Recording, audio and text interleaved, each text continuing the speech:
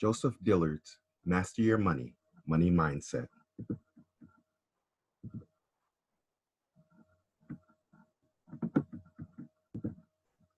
Welcome.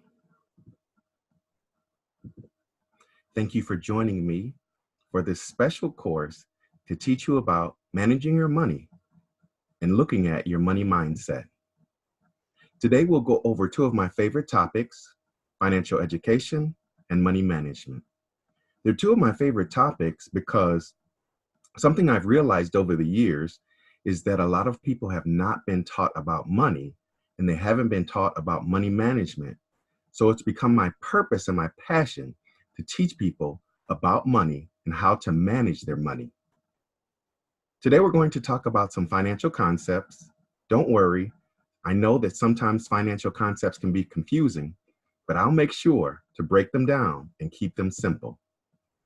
Finally, we're going to look at transformation, which is the objective of this course, not just to give you information, but to give you the tools to change the way you think and the way you live.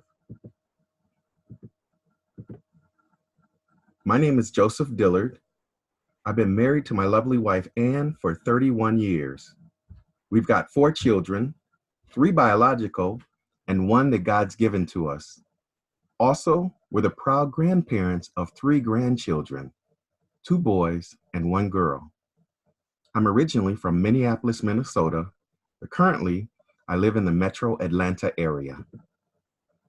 I've been in the financial services industry for over 30 years, and I spent 15 of those years in retail banking management.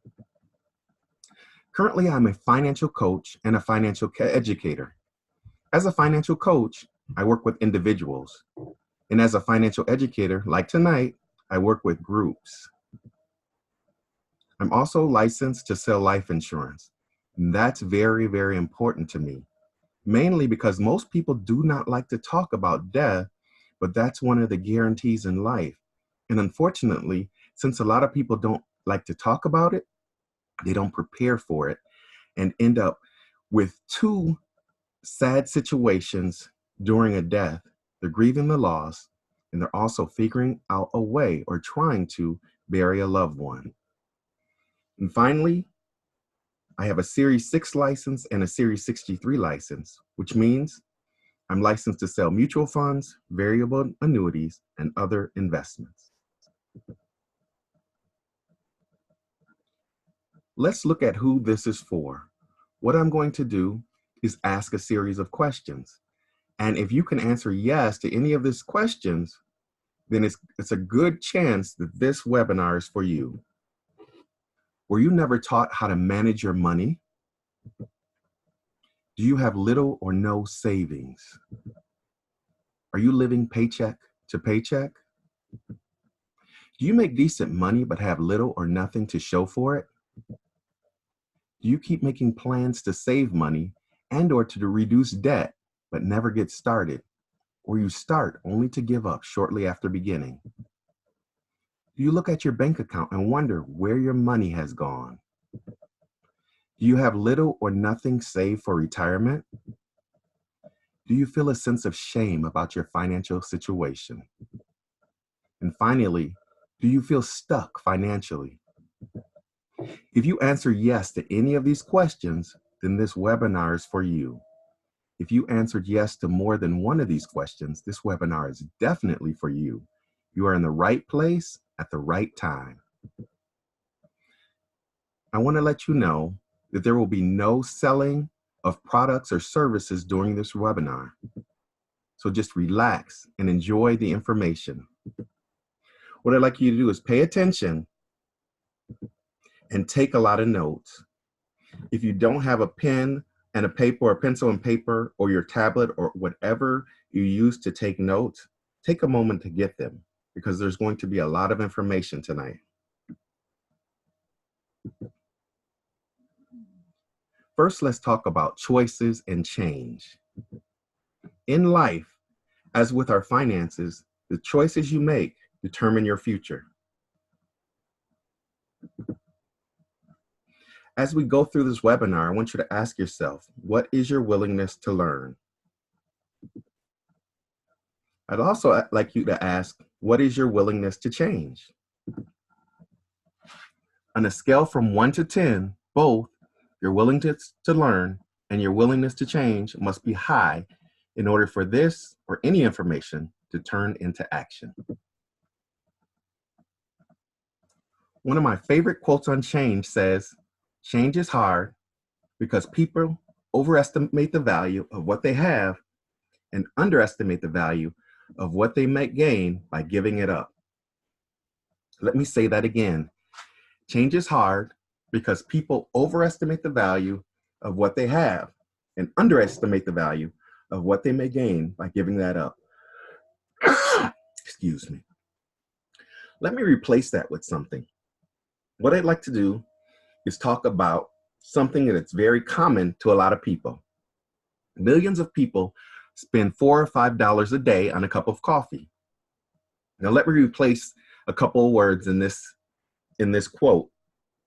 Change is hard because people overestimate the value of buying a $4 or $5 cup of coffee every day, and they underestimate the value of saving that $4 or $5 and having $1,000 saved at the end of 1 year.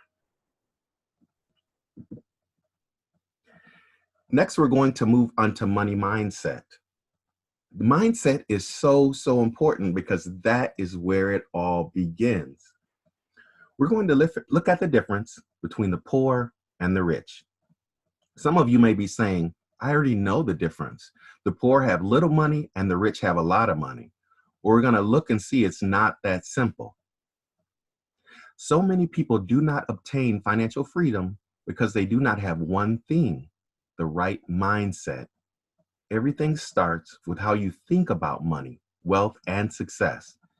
Below are the general beliefs of the different wealth classes. As we go through this, think about which mindset do you have. Regarding the belief of wealth, the poor think it's a matter of luck and to be taken care of by a third party. The middle class think it's working hard and being self-sufficient. Millionaires think it's being self-sufficient, but having multiple streams of income. And the billionaire believes it's being self-sufficient and you must have multiple streams of income. When we look at money model, the poor's money model is survival.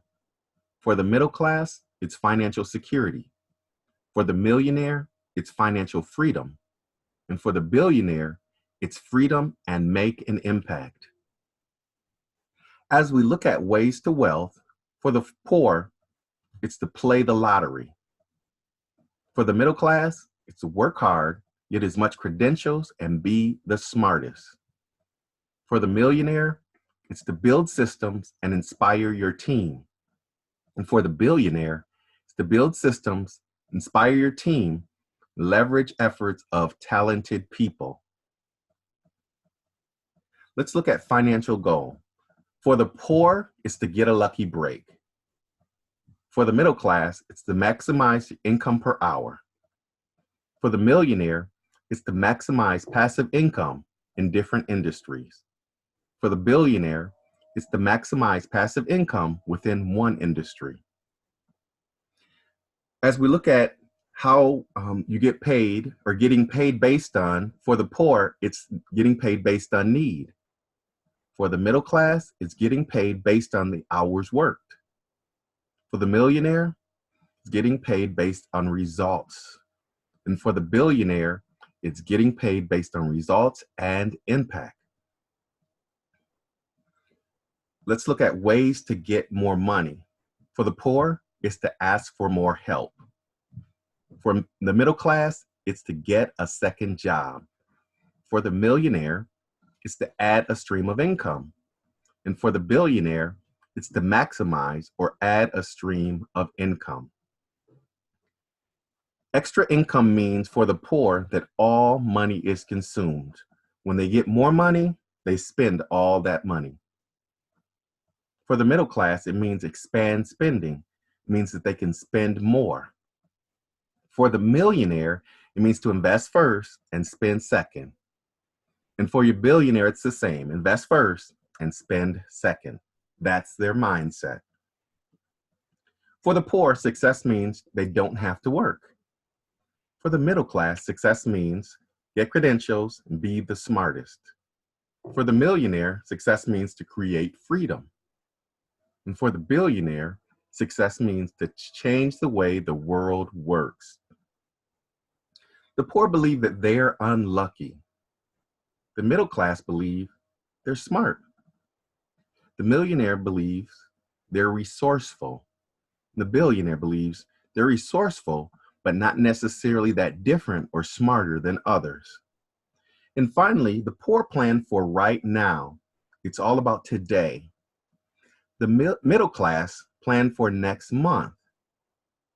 The millionaire plans for 5 years out. And the billionaire plans for 20 years out. Now, as you look at this, try to determine what is your money mindset. And as you noticed, it doesn't necessarily depend on how much money you have, but how you think. Today, we're going to look at some statistics. We're going to look at something called money color. We're going to look at goals. Then we're going to look at budgeting. We're going to look at something called pay yourself first. We're going to look at what I call a financial freedom formula. And we're going to have an action plan with some homework. Don't worry, it's not going to be like homework at school, but it's going to be something where you can apply the information that I'm giving today. Then we're going to look at a declaration of financial empowerment. And finally, I'll let you know where you can ask your questions and get answers. Looking at statistics, U.S. households with debt carry an average credit card balance of about $16,000. And many of you know that. And don't forget, average means some have less and some have more. And I definitely believe that a lot of people have more.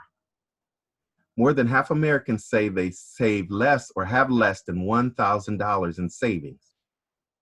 That's why when emergencies come up, a lot of people unfortunately end up robbing Peter to pay Paul. There were nearly 750 million personal and business bankruptcies nationwide in 2017. And I'm sure that number is continuing to increase today. 47% of Americans have less than $25,000 in household savings and investments. That has to do with retirement. And finally, half of Americans' families are living paycheck to paycheck. And we know that means when right before the next paycheck, all the money from the previous paycheck is gone. Let's look at your money color. What is your money color? Your money color will help you understand what you value when it comes to money. It will also help you understand why you use or fail to use money a certain way. Now we have 5 colors, but the colors chosen are random. Nevertheless, look at the money colors and try to figure out what is your money color. We're going to look at yellow, green, red, blue, and pink. Excuse me. If your money color is yellow, money is not very important to you and you seldom worry about it at all. You're more likely to expect others to come to your rescue when faced with a financial problem. You're more likely to think problems will work themselves out. And you're more likely not to see the value in planning ahead. You're less likely to use a spending plan or budget. You're less likely to save for emergencies. And you're less likely to have options if financial situations occur in the family. If your money color is green, money is valued for the status it provides. You're more likely to appreciate something if it's considered prestigious, such as clothing name brands, neighborhood you live in, and driving the right kind of car. You're more likely to overuse credit and overspend. You're more likely to impulse shop for a rare item or just impulse shop, period. You're less likely to shop for sales, compare prices, or look for bargains. No coupon clipping for you. You're less likely to consider the cost of an item as long as it's a right name brand. Whether or not you can afford it, if it's the right name brand, you're more likely to buy it. You're less likely to be concerned about the price, especially if it's an investment and will appreciate in value. If your money color is red, money itself is not important. It's how one uses money to enhance their life or to improve the quality of their life that makes it important. Reds are pretty balanced when it comes to managing money. If your money color is red, you're more likely to have financial goals. You're more likely to have good insurance. You're more likely to save and invest. You're more likely to plan your spending, which most likely means you have a budget. And you're more likely to compare prices and shop for the best deals. So you're more than likely clipping coupons and looking for the best deals. You're less likely to check and update financial plans and goals as needed. So you have financial goals, but you don't check on them. You're less likely to know how much has accumulated in investments and savings. So you do have investments and you do have in savings, but you don't check the balances. You're less likely to know the values of life insurance. And this is important because usually when you're younger, you know you need more insurance, and as you get older, you need less life insurance. So that means that if you don't check it, you could have more than you need or less than you need. Next, let's look at blue.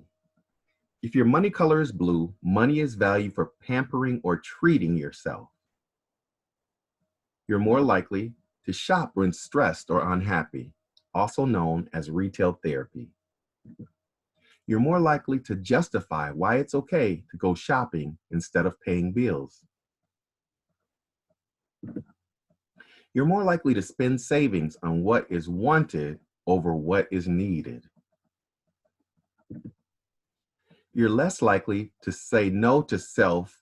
Rather, you're less likely to say no to treating self, especially when you're sad or depressed, because you deserve it. You're less likely to have limits on spending when there is a strong desire to have something. You want it and you've got to have it. It doesn't matter whether or not you can afford it, you're going to get it. You're less likely to have a reason for spending. You just spend because you have the money, or you don't have the money, but you're going to spend. And you're less likely to have a spending plan and savings that you can stick to. So even if you do have a spending plan, you don't stick to it. If you have savings, you don't stick to it. For example, money may be transferred to your savings account on your payday. However, it's probably transferred right out so you can spend it the same day or shortly thereafter. And finally, we're going to look at the money color pink. If your money color is pink, money is valued for security. You're more likely to have family members and friends come to you for loans. You're more likely to have $50 or $100 hidden in your wallet or checkbook for emergencies. You're more likely to get frustrated with others who appear to be careless spenders. You might be thinking, why can't they just be more like me? Or why can't they just learn to manage their money? You're less likely to make any purchase before shopping for the best deal. And this isn't always a good thing because it might take you a long, long time to make a purchase because you're constantly analyzing and thinking about it. You're less likely to impulse shop. You don't just shop and buy something. You definitely have to think about it. You're less likely to shop just for the fun of it. Shopping isn't fun. There's always got to be a purpose for shopping. So as we think about this, yellow, green, red, blue, and pink. Think about, what is your money color? There's not one money color that's better than the other. However, as you look at your money color and how you value money, you can adjust it to make it line up and to help you to reach your goals. Also, as we go through this, you'll see that you might have traits in more than one, but look at the one where you have the most traits to determine what your money color is. Next, let's look at goals. Goals are like a destination. If you don't know where you're going, then you're probably not going to get there. And actually, if you don't know where you're going, you're most likely not going to get there. There's an old adage that says, people don't plan to fail. People fail to plan. And that's so true. People don't plan to be broke. People don't plan to retire without retirement savings. People don't plan to work the rest of their life because they have to. People don't plan to have a whole lot of debt. Unfortunately, people fail to plan. So as we look at planning, let's think about, what do you want to do and where do you want to go? There's a word that's one of the biggest obstacles to achieving your goals, your financial goals, and living your dreams. That word is someday. Someday I'm going to start saving. Someday I'm going to start reducing my debt. Someday I'm going to plan for retirement. Someday I'm going to start budgeting my money. The unfortunate thing is someday never comes. And also, it never comes because someday is not a day of the week.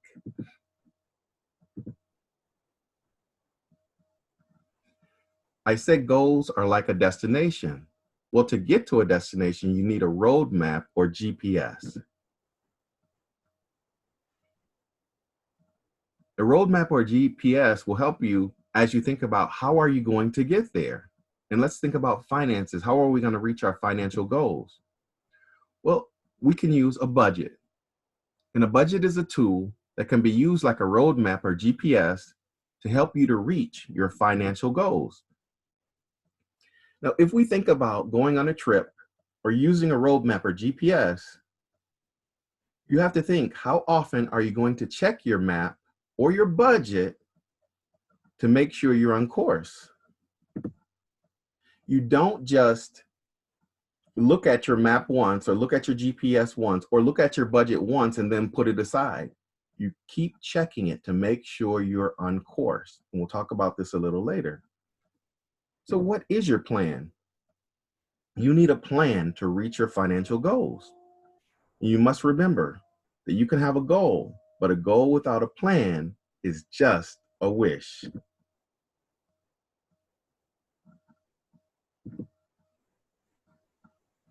As we continue with goals, there's something called SMART goals. SMART goals, what are SMART goals? SMART is an acronym for specific, measurable, attainable, relevant, and time-based. And SMART goals will increase the possibility, the likelihood that you will reach your goals. Specific, state what you are going to do. And we're going to look at an example of this after we go through all of the letters. Measurable, provide a way to evaluate. Attainable, make sure it's possible to accomplish the goal. Relevant, make sure it's consistent with your other goals. And time-based, state when you'll get it done.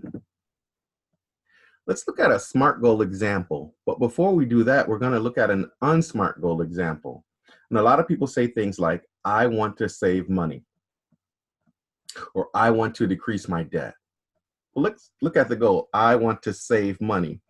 It's not specific, measurable, attainable, relevant, or time-based. Well, let's make that a SMART goal. On January 1st, I'm going to start saving $83 a month.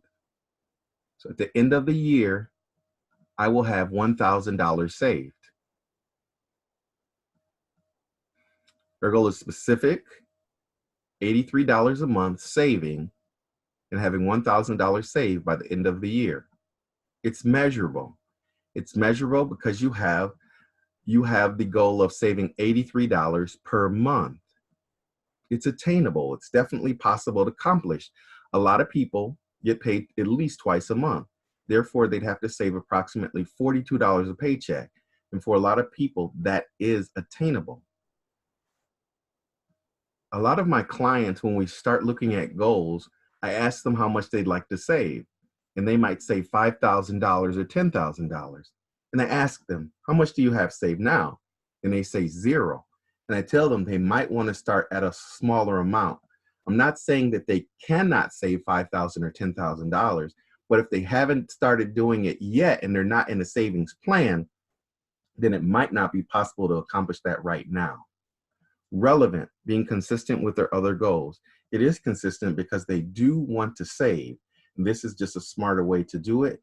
And time-based, yes, they will have $1,000 saved by the end of the year.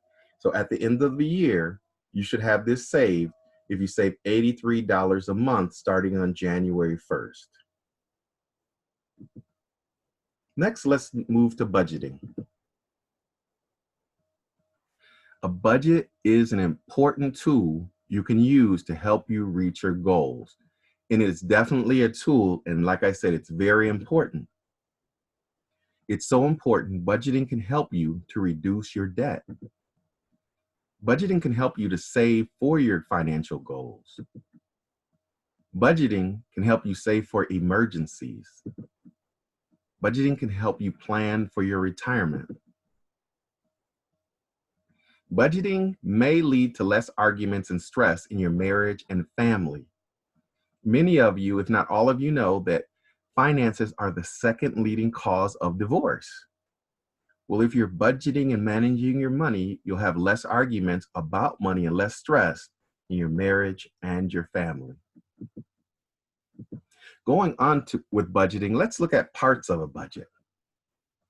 First, we start with our income, what's coming in, which includes your wages or your salary if you're working for somebody, or business income if you're self-employed, and business income. You can be working for somebody and have your own business.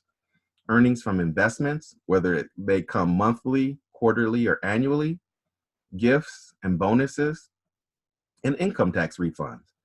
Unfortunately, a lot of people get huge income tax refunds and they don't budget it or make it part of their goals. But income tax refunds are a part of your income. Next, let's look at expenses. These are some expenses, and they might be different for you. You might be able to add some or take some away, but charitable giving, your mortgage or your rent and your utilities, your auto, including your auto insurance, clothing, groceries, personal care, grooming, dining out, entertainment, vacations, medical, dental, and life insurance. And I didn't put it down here, but also your debt payments. So as we look at our budget and the parts of our budget, if our expenses exceed your income, you don't have enough, then you have two options. You can look at your expenses, you can review your expenses to see where you can cut back. I call this trimming the fat, or you can increase your income.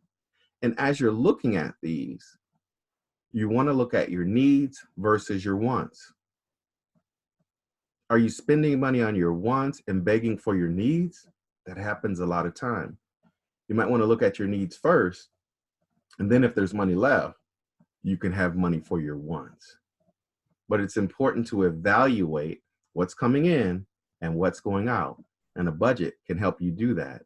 A budget helps you see where your money's going. It also tells you where your money should go. Now, here is an example of a common and old form of budgeting. It's called the envelope method, and a lot of people still like to use it. What you do is use cash from your payday. When you get paid, what you do is you label in envelopes with your expenses. And what you do is you put cash in those envelopes based on your expenses, and you take the cash out to pay the expenses.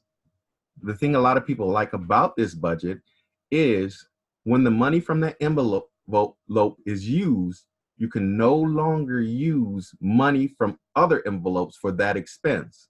For instance, you see on this particular example, there's $150 for eating out.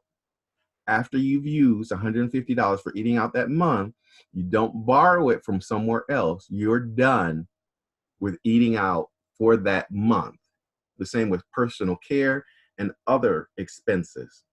So again, this is one way people choose to budget. A lot of people don't use cash these days because you have online banking, you have your debit cards.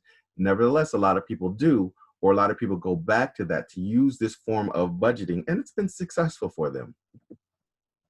A more common form of budgeting for today is using a pen and a paper and writing down your income and expenses, or using a spreadsheet. You start with your income and then you write your expenses and what they are on a monthly basis. And it lets you know if you're using a spreadsheet or not. You can see whether you have an excess or a surplus at the end of the month or a deficit. And as you look at that, if you have a deficit, again, you decide where you cut back. So you can look at things and decide where do you need to cut back. If you have a surplus, you can either put it in savings or use it for extra spending. That's up to you. Next, we're going to look at pay yourself first. What does that mean? Well, paying yourself first means to put aside savings for yourself, 5 to 10% of your income. Now, it's actually 10%, but I said 5 to 10% because people who aren't saving might have a challenge putting away 10%. And I tell people to start where you are. In fact, you may have to start with less than 5%, but I'd like you to build up to 5% and 10% because it's important to pay yourself first. You pay other people. A lot of people pay other people. They pay bills, but don't do any savings for themselves. But it's important to pay yourself first, and you do it before anything else. Automatic savings is a good tool to use in order to do this. A lot of employers have it set up where you can actually put aside savings before you actually get your paycheck, so you can build it in. And for those of you who don't have that option, you can put it in your checking account to have the funds automatically transferred to your savings account on payday, so you don't even see it, or before you can even see it. Unfortunately, a lot of people spend everything they make and always borrow when they have an unexpected expense or want to buy something big and end up robbing Peter to pay Paul. Well, as you pay yourself first, you'll build up a reserve. And when the unexpected happens, and what I like to tell people to expect the unexpected, they will have something set aside so they do not have to rob Peter to pay Paul.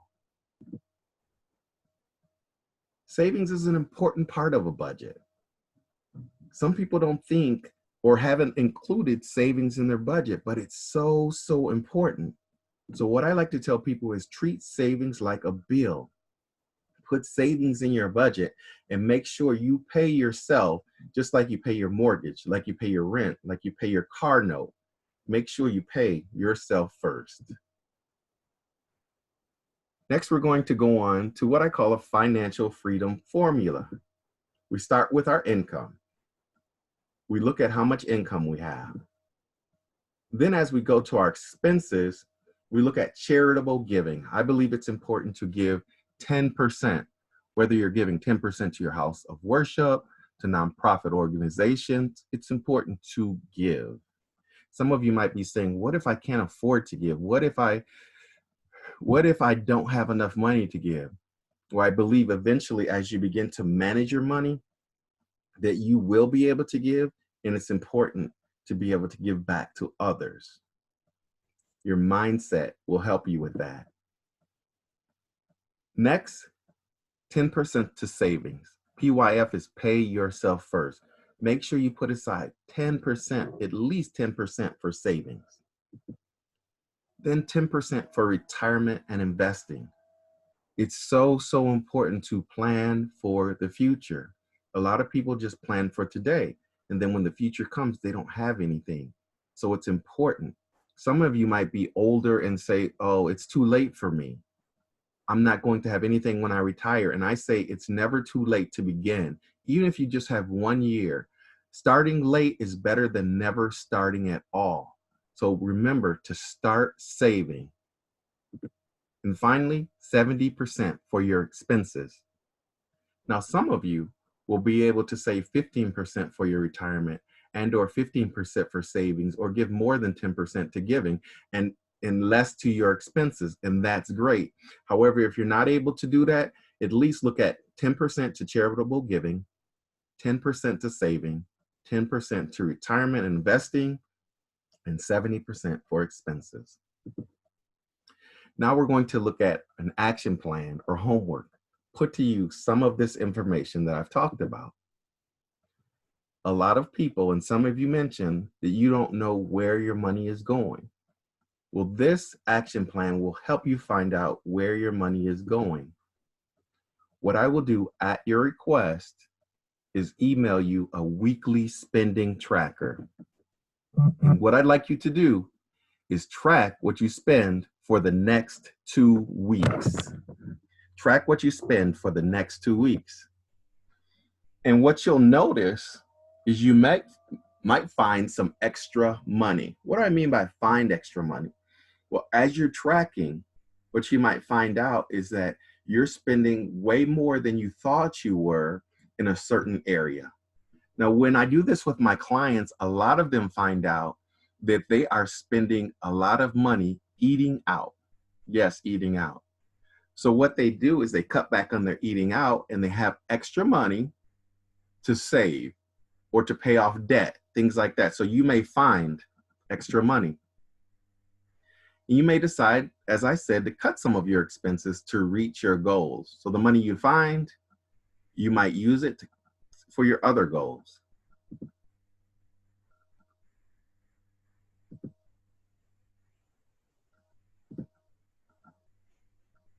As we're going through this, I'd like to offer you a complimentary consultation.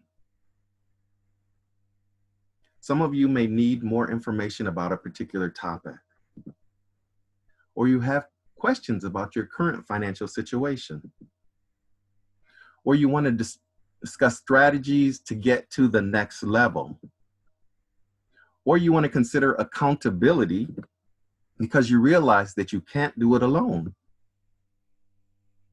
I want you to know that if you decide to do it, there's no obligation. There's no obligation to continue. So you can sit down to me and we can talk for 30 to 45 minutes. If it's something you want to pursue, that's fine. And if it's something you don't want to pursue, that's fine too.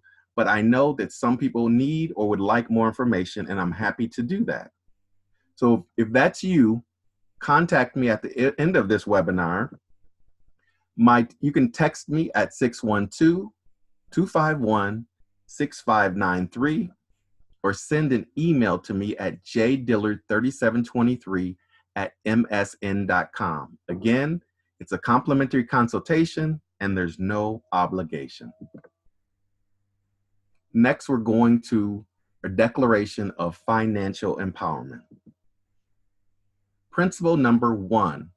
I will set SMART goals as a foundation for financial empowerment. Principle number 2, I will use a budget as a tool to manage my income and financial obligations. Principle number 3, I will maximize my financial potential by living within my means. Principle number 4, I will save 5 to 10% of my income for myself. Principle number 5, I will begin and maintain a retirement planning program. Principle 6, I will use insurance to protect my income and assets. Principle 7, I will have a will prepared to ensure my assets are properly managed in the future. I love this quote from Dr. King. It says, take the first step in faith. You don't have to see the whole staircase, just take the first step. I provided a lot of information today, and for some, it might be overwhelming. There's a lot of parts, and you might be thinking, where do I begin? Well, just take the first step.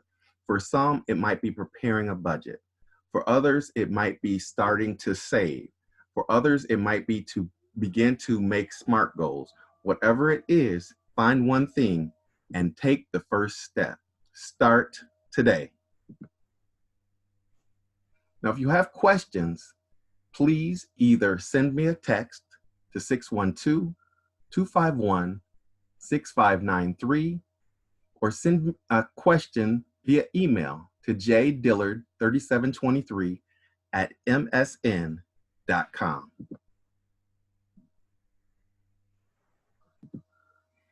Thank you so much for joining me. I appreciate it and look forward to hearing from you soon. It's been my pleasure. Thank you very, very much.